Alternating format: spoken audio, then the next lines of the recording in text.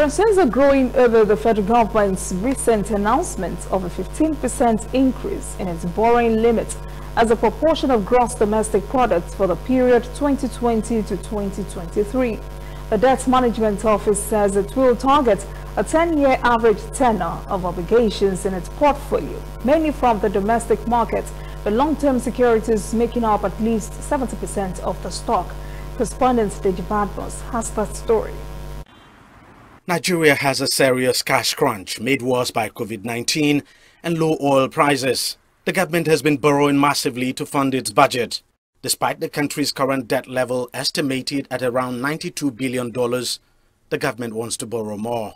It's increased its borrowing limit by raising the amount it is allowed to borrow as a proportion of its GDP from 25% to 40%.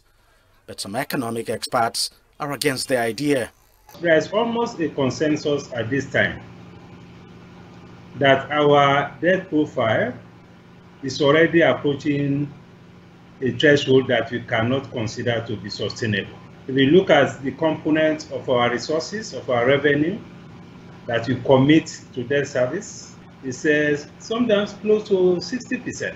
If we look at the component of debt service in the budget compared to our capital allocation and other very vital budget heads, it's quite heavy. So, and we know that the capacity of the government to service debt is becoming increasingly challenging. Nigeria is currently spending big to service its debts.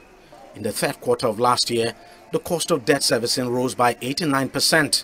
Many fear racking up additional debts could worsen things for the country. But the government says the intended borrowing is only for the period of 2020 through 2023. It's also taking measures to shore up its revenues to ensure its obligations are met. There's also a lot of improvement on our revenue generation. Even though we haven't gotten to where we want to be, but we have seen a steady increase in the revenue from 2018 to today, and we expect that trajectory to continue as we implement the Strategic Revenue and Growth Initiative. Part of the new debt management strategy will also prioritize domestic borrowing over external loans. The government says it will focus more on long-term domestic instruments. Perhaps that will make some sense because in the last 1 or 2 years, it's looking as if it's becoming cheaper to borrow domestically than to borrow externally. If you look at the yield on treasury bills, on federal government bonds, these things are around 1%, 2%, 3% at best. So it's becoming cheaper to borrow domestically than to borrow externally. And generally, in terms of managing debt, it is often easier to manage debts that are in domestic currency than debts that are in foreign currency. The new borrowings will most certainly drive up the size of Nigeria's debt, but the government insists the country's debt level is sustainable and still within global recommended threshold.